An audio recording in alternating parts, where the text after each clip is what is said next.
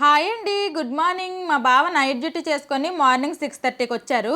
ఇలా night duty చేసి వచ్చినప్పటికీ నా అంతటి నేనే లెగిసి డోర్ ఓపెన్ చేయడం చాలా తక్కువ. ఎక్కువగా మా బావే వచ్చి నాకు ఫోన్ అయినా చేస్తారు, లేదంటే డోర్ అయినా కొడతారు. అప్పుడు నేను వచ్చి డోర్ ఓపెన్ చేస్తాను. పొద్దున్నకి రావడమే మనీ ప్లాంట్ కి తాడుతో ఆ గజాల కట్టమని పని పురమాయించేస్తున్నారు. మా వాషింగ్ మిషన్ ఒకటి పోయింది. ఇంట్లో చేసిన పనులన్నీ సాల్వ్ అన్నట్టు ఇంక బట్టలు కూడా నేను చేత్తో ఉతకాల్సిందే. ఇంకా ఏ రోజు బట్టలు ఆ రోజే ఉతికేస్తున్నాను. వాషింగ్ మిషన్ లో వేసినవి అయితే బట్టలు గట్టిగా పిండేసి ఇచ్చేస్తుంది కాబట్టి చాలా త్వరగా ఆరిపోయేవి. కానీ నేను ఇలా చేత్తో ఉతుకుతుంటే అంత గట్టిగా పిండలేకపోతున్నాను, బలం సరిపోవట్లేదు అనుకుంటా. ఉతికేసి ఎండలో ఆరేసేస్తే ఇవి ఆరుతాయి. ఈ తర్వాత నేను నా పనులు చేసుకుంటాను. ఇంకా ఈ వేసవికాలం కదా, పొద్దున్న స్నానం చేసిన తర్వాత ఒక డ్రెస్, ఈవినింగ్ పార్క్ వెళ్ళి పిల్లలు ఆడుకుని వచ్చిన తర్వాత అప్పుడు స్నానం చేసి అప్పుడు ఒక డ్రెస్, ఒక్కొక్కరు రోజుకి 2 డ్రెస్సులు ఇప్పేసి పడేస్తున్నాము. నెక్స్ట్ ఉన్నప్పుడు తెలియలేదు కానీ ఇప్పుడు తెలుస్తుంది నాకు ఉతకాల్సిన బాధ. బట్టలు ఉతికేసాను, ఇప్పుడు ఇవి ఇంకా ఆరేయాలి.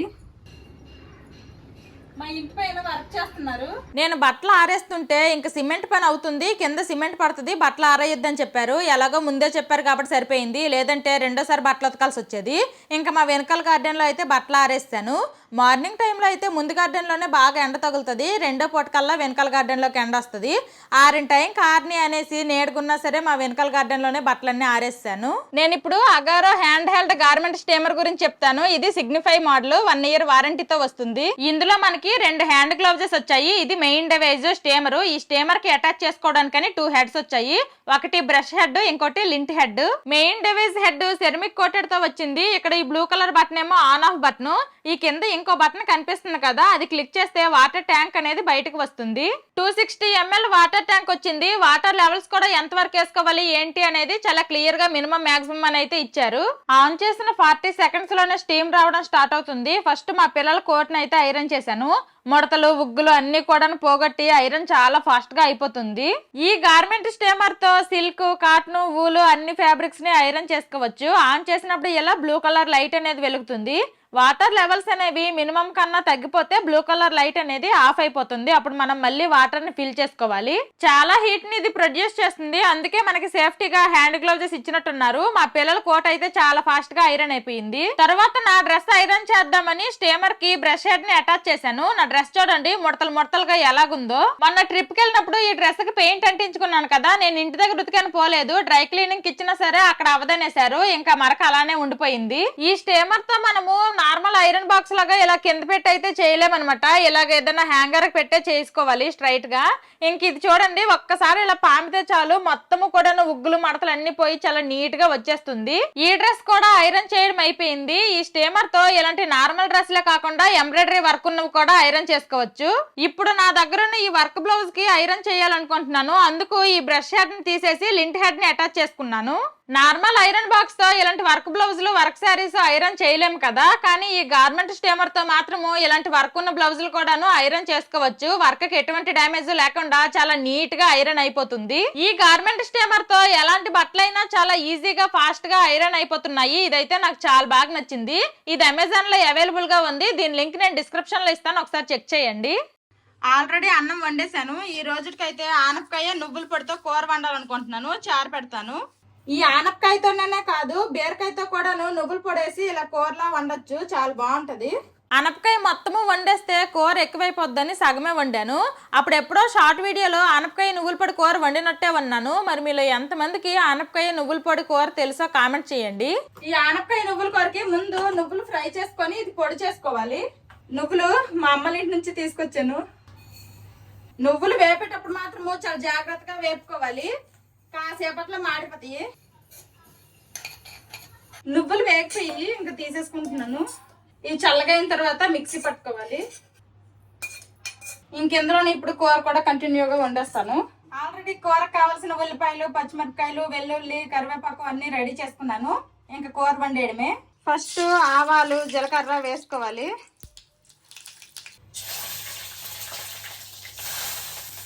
తర్వాత ఉల్లిపాయ ముక్కలు, పచ్చిమిరపకాయ ముక్కలు అన్ని వేస్తాను. కరివేపాకు,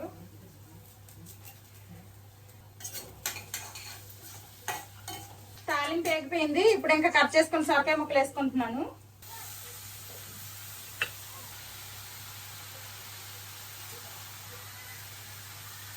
ముక్కలన్నీ ఇలా బాగా కలిపిన తర్వాత ఇందులో కొంచెం ఉప్పు పసుపు కూడా వేసుకుంటా. అనపకాయ నువ్వుల పొడి కూర చాలా త్వరగా అయిపోతుంది. ఇందులో వాటర్ కూడా ఏమి వేయాల్సిన అవసరం లేదు. అనపకాయలో ఉండే వాటర్తోనే ఈ కూర అనేది ఉడికిపోతుంది. ఉప్పు పసుపు వేసి మూత పెట్టి అనపకాయ ముక్కల్ని బాగా మగ్గించుకోవాలి. నువ్వులు చల్లగైపోయి ఇప్పుడు ఇది పౌడర్ చేసుకుంటా. నువ్వులు ఆపి ఆపి మిక్సీ పట్టుకోవాలి, లేదంటే ముద్దలా అయిపోతుంది. సొరకాయలోని వాటర్ అంతా బయటకు వచ్చేసి ఇంక సొరకాయ అనేది ఈ విధంగా మెత్తగా ఉడికిపోవాలి. ఇప్పుడు ఇందులో మనం తినే కారానికి తగ్గట్టు కారం పొడిని వేసుకొని బాగా కలుపుకోవాలి. కూర మొత్తము రెడీ అయిపోయింది అనుకున్నప్పుడు లాస్ట్ గా ఈ నువ్వుల పొడి వేసి కలిపేయడమే. నువ్వుల పొడి వేసిన తర్వాత ఎక్కువసేపు ఉడికించకూడదు. ఆనపకాయ మెత్తగా ఉడికిన తర్వాత అందులో ఉండే గ్రేవీకి తగ్గట్టు మనం నువ్వుల పొడి అనేది చూసి వేసుకోవాలి. మరీ ఎక్కువగా వేసేసినా సరే కూర అనేది ముద్దగా అయిపోతుంది. అంతే, కూర రెడీ అయిపోయింది. ఆవకాయ చేయాలన్నాను కదా, అందుకోసమనే వంట అంతా చేసేసాను. అన్నము, సొరకాయ, నువ్వుల పొడి కూర, చారు వండేసాను. పాలు వస్తే పాలు మరబెట్టేశాను. ఇంకా గ్యాస్ స్టవ్ అన్ని కూడాను క్లీన్ చేసేసాను. వంట అంతా చేయగా వచ్చిన గిన్నెలు కూడా తోమేశాను అనమాట. ఇంక ఇప్పుడు ఆవకాయ కోసం అనేసి మామిడికాయలు మా బావ మార్కెట్కి వెళ్ళి తీసుకుని వచ్చారు. 2.5 కేజీలు అంట. మా అన్నయ్య మా అమ్మకి చేయమన్నాడంట ఆవకాయ. మా అమ్మ ఏమో నాకు చెప్పింది, అమ్మ అన్నయ్య ఆవకాయ చేయమంటున్నాడు, చేస్తావా అని. ఇంకా సరేలా చేస్తాననేసి నేను చేస్తున్నాను. ఆల్రెడీ లాస్ట్ ఇయర్ది నేను చేసింది ఆవకాయ ఉందనమాట. ఇదిగోండి ఈ జాడీలో ఆవకాయ అనేది ఇంకా ఉంది, లాస్ట్ ఇయర్ది ఇది. ఇంకా ఇప్పుడు మా అన్నయ్య కోసమే మెయిన్ గా చేస్తున్నాను. కొంచెం మా అన్నయ్యకి ఎవరు మిగిలితే ఇంకా అది మాకే.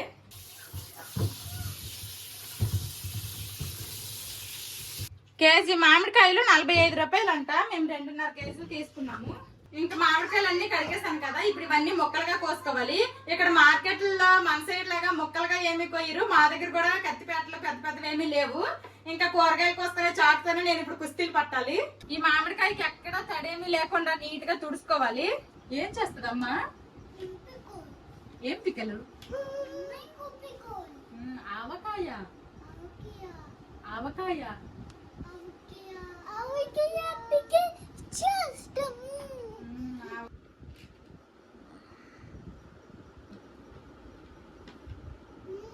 చేతి చేతి ట్యాంకలు కట్టేసాయి కదా, లైట్ గా కొంచెం కొయ్యడం కొంచెం కష్టంగానే ఉంటది. ఇది టచ్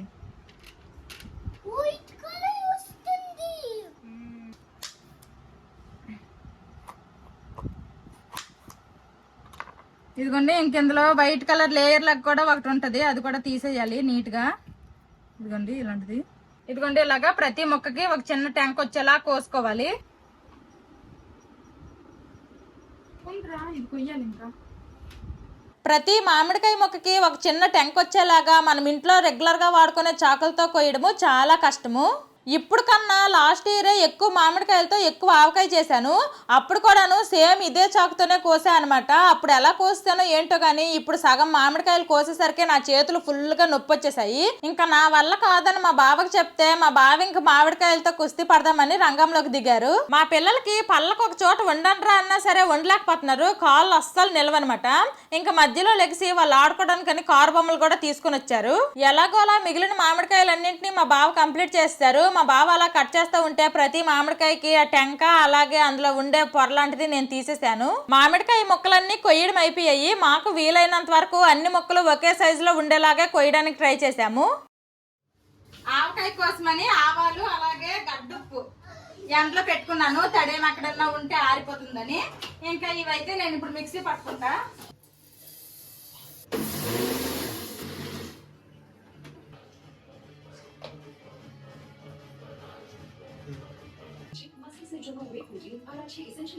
పెద్ద మిక్సీ జార్ లో మెంతులు అవ్వవు కాబట్టి చిన్న బుల్లెట్ మిక్సీ జార్ లో వేసుకున్నా అనమాట. మెంతుల పొడి ఇది ఎక్కువేం అవసరం లేదు, కావాలంటే డైరెక్ట్ గా మెంతులు కూడా వేసుకోవచ్చు. కానీ నేనైతే మెంతి పొడి చేసుకున్నా, మెంతి పొడి వేసుకుందామని. కల్లుప్పు ఇది కూడా ఒకసారి మిక్సీ పట్టుకుంటున్నా. వంట చేసి ఆవకాయకి కావాల్సిన పొడులన్నీ రెడీ చేసుకునేసరికి లంచ్ టైం అయిపోయింది. ఇంకా మా పిల్లలకి తినిపించేశాక నేను మా బావ కూడా తినేసాము. మధ్యాహ్నం అందరము తినేసిన తర్వాత గిన్నెలవన్నీ తోమేశాను. ఇంకా ఆవకాయకి కావాల్సినవన్నీ కూడాను ఇక్కడ రెడీ చేసుకున్నాను. ఇంక ఇప్పుడు పచ్చడి కలిపేయడమే. ఆవకాయకి పల్లీల నూనె అయితే బాగుంటుంది అనేసి నేను విన్నాను.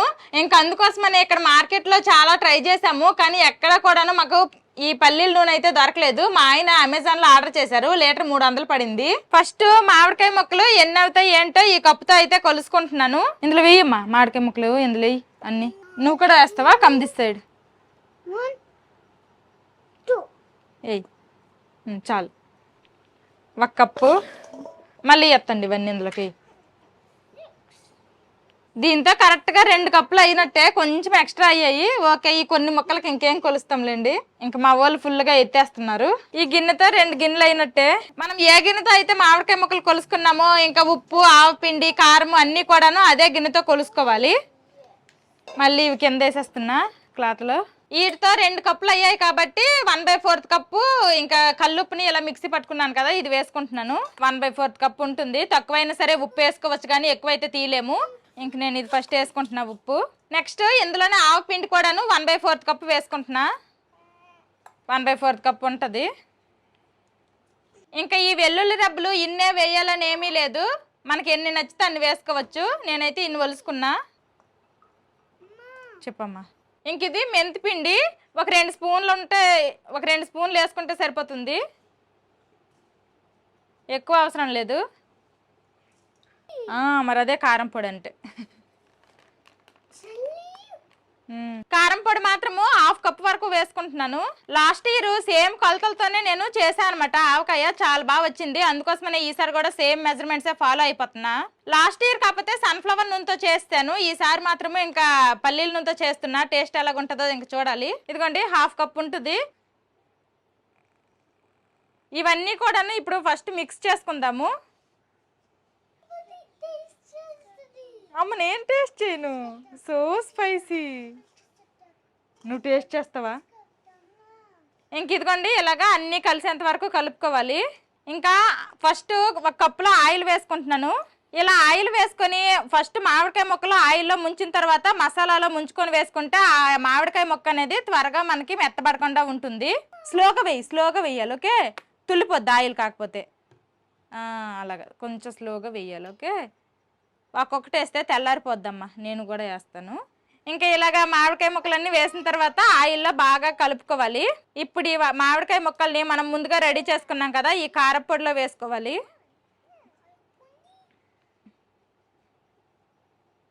ఇప్పుడు ఈ మామిడికాయ ముక్కలకి ఈ కారం పొడి బాగా పట్టించాలి. మన మామయ్య కోసం ఈ ఆవకాయ. ఇంకా ఇలా కలుపుకున్నాం కదా, ఈ మామిడికాయ ముక్కల్ని ఒక డబ్బాలో వేసుకుందాం. ఈ విధంగానే ఈ మిగిలిన మామిడికాయ ముక్కలన్నింటినీ కూడాను ముందు ఆయిల్లో ముంచుకొని తర్వాత కారపొడిలో ముంచుకొని ఇందులో వేసుకుంటాను. మా అన్నయ్య నెక్స్ట్ మంత్ మా అల్లుడు బాబు బర్త్డేకి వస్తున్నాడు అనమాట. ఇంకా అప్పుడు మేము కూడా వెళ్తాము. ఈ ఆవకాయను అప్పుడు మా అన్నయ్యకి ఇస్తాను. మా అమ్మకి ఇప్పుడు నువ్వు కళ్ళలు అవుతున్నాయి అనమాట. నువ్వులు పండాయి, ఇప్పుడు కోతలు తర్వాత కళ్ళలు అవన్నీ అవుతున్నాయి. కాబట్టి మా అమ్మకి తీరుకుండట్లేదు, అందుకే నాకు చేయమంది. ఇంకా సరేలేని నేను చేస్తా అన్నాను. నేను కూడా ఆవకాయ చేస్తే మీ అందరికీ చూపించినట్టు ఉంటుంది, నేను కూడా ఒక వీడియో చేసినట్టు ఉంటుంది అనేసి ఇంక ఇలాగ ఆవకాయ అయితే చేస్తున్నాను.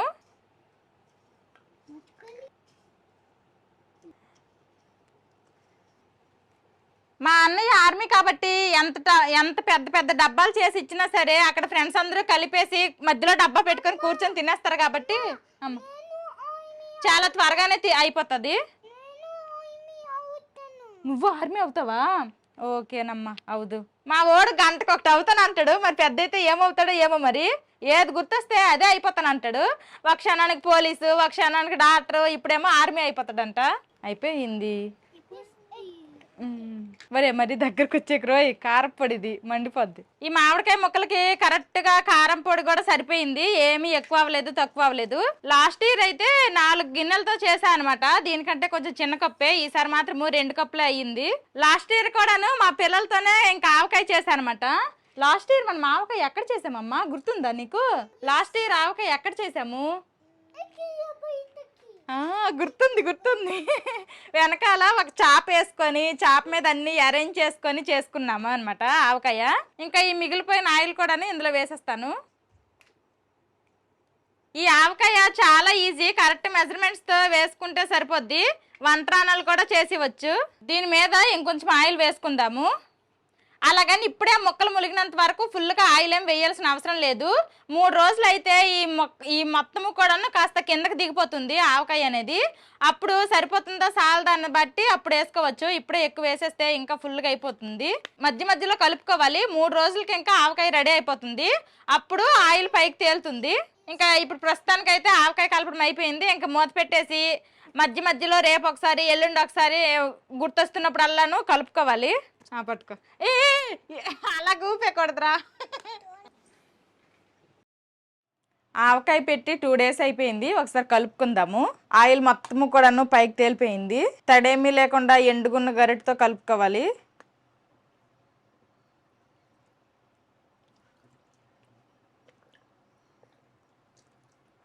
ఇంకొక రోజు అయితే ఆవకాయ రెడీ అయిపోయినట్టే. 3 days అయితే ఇంకా ఎవరి బాక్సుల్లో వాళ్ళకి పంచేస్తాను, సర్దేస్తాను.